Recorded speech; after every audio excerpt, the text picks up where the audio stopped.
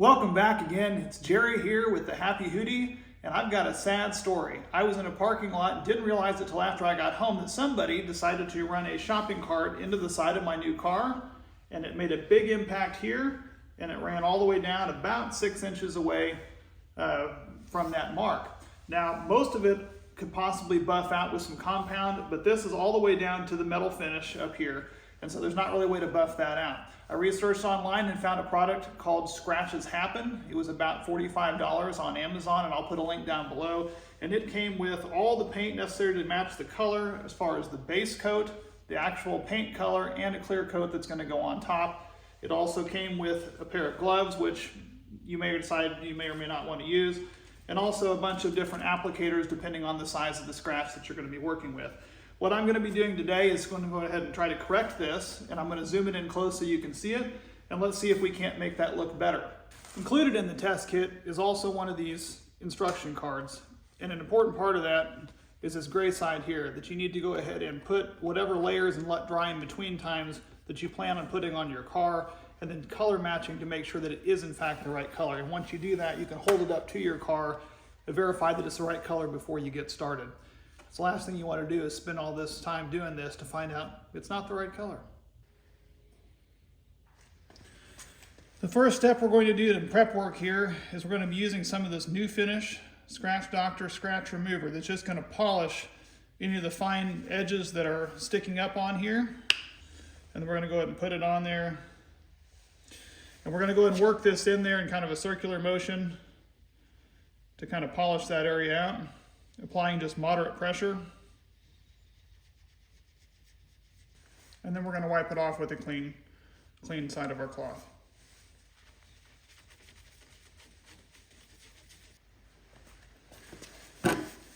That part's already looking a lot better. This, obviously, there's some spots still that need to get touched up. The next step is to take a little bit of Dawn dish soap and apply a little bit of it to a wet rag. And we're going to go ahead and clean off. This will actually remove any wax or anything that's down in those cracks and get it ready for the paint.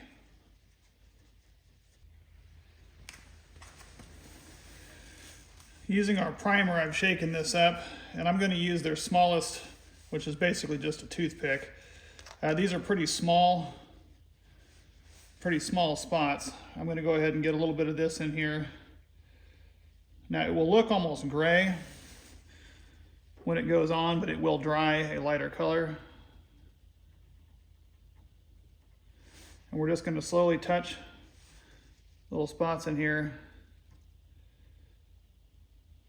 to try to give it, to cover and protect that metal that's down below there, or plastic. Now you don't want to do any excess any more than you have to. So just make sure you just only fill those little cracks that you're going to need to do, because this is just the base coat and you're going to be putting several layers of other paint over the top of this. The base coat's had a chance to dry, and so what I think we're going to do is start applying the actual paint. Now this car has a two-step paint before we put the clear coat on, so we're going to start building it up now using a couple coats of the number 1, and then after that we'll do a few coats of the number 2 and see the depth of it. Make sure you've shaken that first layer up pretty good. If you've just got a flat white car or a flat colored car, you won't have the two-step process here. We're just going to do the same thing we did before. Again, touching it up with this and start building up some subtle layers onto here.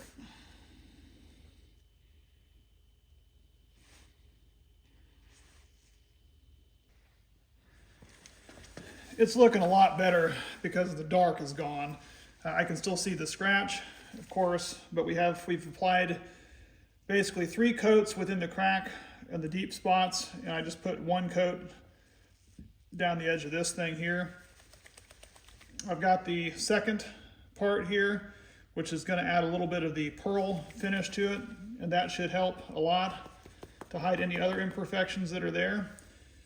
So let's try to put 1 or 2 coats of this on the same way. And again, I've shaken it up And I'm going to be using this little applicator here as well. Do the same kind of things we did before. And just dabbing it on.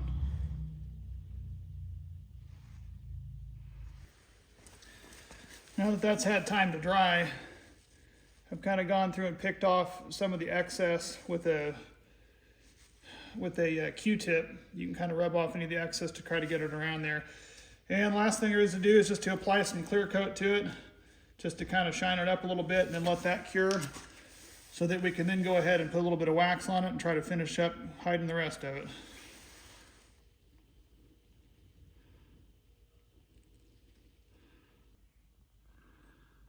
And the finished product,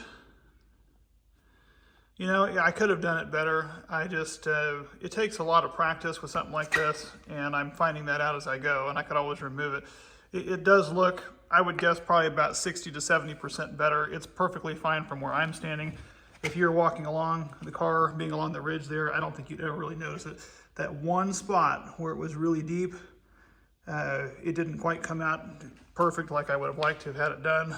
But unless you actually are looking for it, I don't think you'd really pay much attention to it, just walking by the car, you know, at a distance. And that's with a big LED light directly on it, which is not going to be the case typically. If you had it back where just the standard light was on it, you could hardly tell it was there, just barely, just a little nick right there.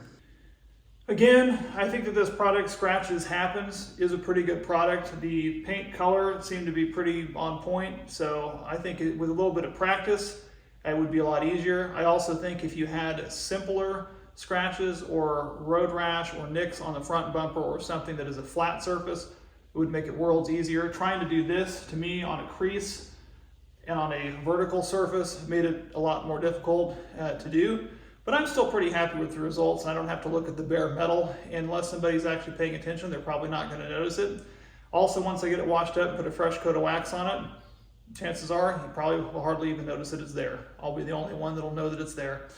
In either case, I do like the product. I'll put a link down below. Thanks again for watching. Please like and subscribe, and we'll see you again next time.